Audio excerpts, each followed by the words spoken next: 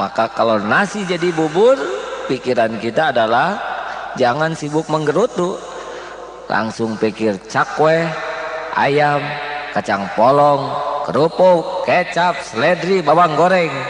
Jadikan bubur ayam spesial.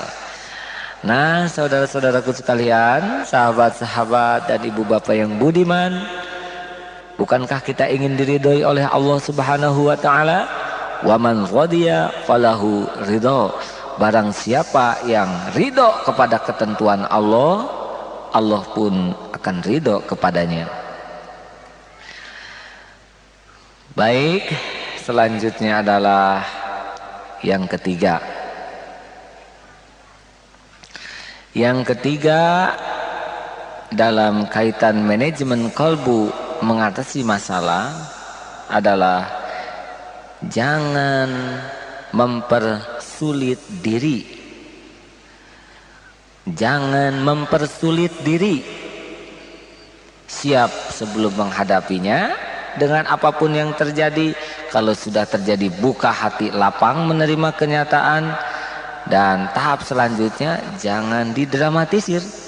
Kalau kita mau jujur, wah, sebagian besar penderitaan kita adalah hasil karangan dramatisasi pikiran kita sendiri. Benar memang kita menghadapi kualifikasi masalah yang berbeda. Tapi kalau mau jujur, kita lebih banyak menderita hasil karangan kita, kekhawatiran kita, kepanikan kita, yang ternyata membuat kita jauh lebih menderita dan tertekan. Yang sebetulnya kalau kita hadapi dengan kepala dingin, pikiran jernih, hati lapang, tidak repot-repot amat sih. Pernah ada seorang ibu dosen ini pulang dari dokter, kusut masai, sepertinya menderita sekali. Kenapa ibu? Saya tuh nggak enak perasaan, tegang, stres Ustadz. Kenapa? Saya baru pulang dari dokter. Lalu, ya kata dokter saya itu sehat. Atau alhamdulillah. Tunggu dulu Ustadz, tahu nggak bahwa dokter itu pasiennya banyak sekali, sehingga ketika saya diperiksa nggak banyak ditanya. Saya lupa lagi menceritakan pinggang saya sakit. Sebentar sudah itu saya dikasih resep. Saya baru ingat, siapa tahu pinggang sakit ini merupakan penyakit ginjal. Tahu kan Ustadz, kalau orang penyakit ginjal lama-lama makin parah itu harus cuci darah.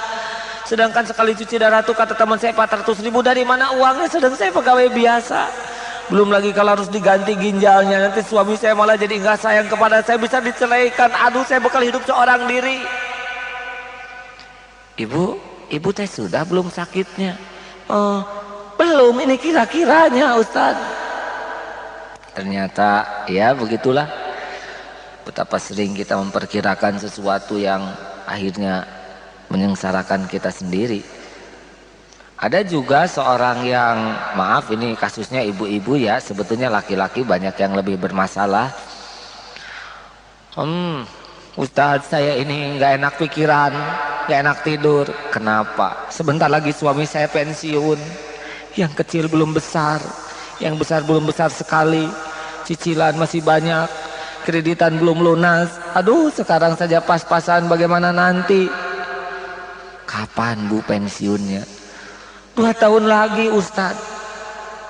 Kenapa pensiun 2 tahun lagi, sengsaranya dari sekarang ya? Padahal siapa tahu minggu depan meninggal. Seharusnya kita yakin, seyakin-yakinnya, bahwa walaupun pensiun, gaji jadi sedikit, ya tetap yang memberi rezeki adalah Allah. Allah Maha tahu keadaan kita, lebih tahu daripada kita sendiri. Bisa jadi gaji dalam hitungan manusia lebih sedikit, tapi kan rezeki dari Allah tidak hanya lewat gaji.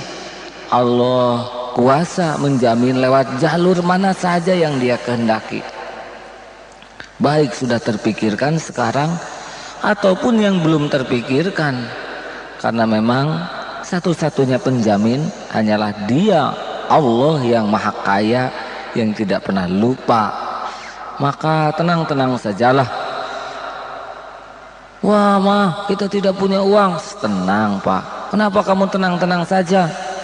Ya kan tidak tenang juga, tetap tidak punya uang. Tenang saja, berpikir lebih jernih, ikhtiar lebih sungguh-sungguh, lebih hati-hati, tidak akan meleset, tidak akan meleset janji dan jaminan Allah bagi siapapun yang menyempurnakan niat, menyempurnakan ikhtiar dan bertawakal kepadanya.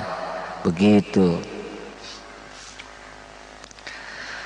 Maka sahabat-sahabat sekalian, para pendengar yang budiman, hadirin hadirat, kendalikan diri sekuat-kuatnya agar jangan larut dalam dramatisasi masalah, jangan larut di dalam jebakan-jebakan mempersulit diri, mempertajam atau memperumit.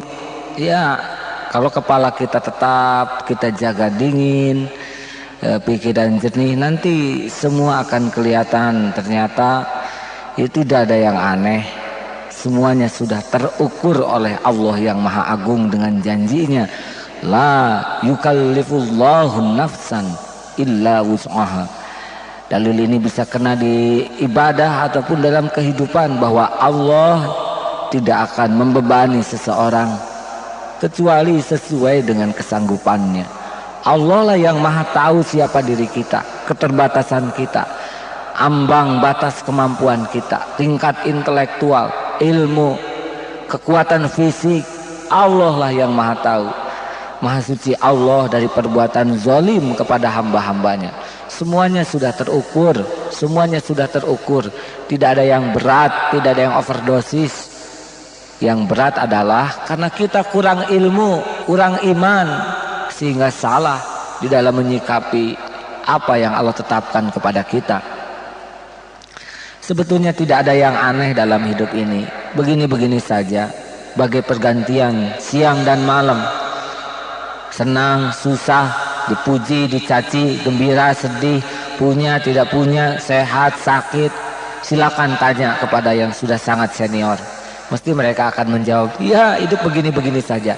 Tidak ada yang aneh. Yang aneh itu cuma satu, kita kok tidak semakin mengerti dalam menghadapi hidup ini. Harusnya apapun yang kita jalani menjadi pelajaran bagi kita, menjadi ilmu. Oh, ternyata hidup tuh begini. Sehingga kita siap menyikapi, bagaimana menyikapi siang dan malam. Siap menyikapi siang, siap menyikapi malam. Harusnya kita nikmati apapun dengan sikap yang benar, barokah dari ilmu dan kekuatan iman yang dimiliki seseorang.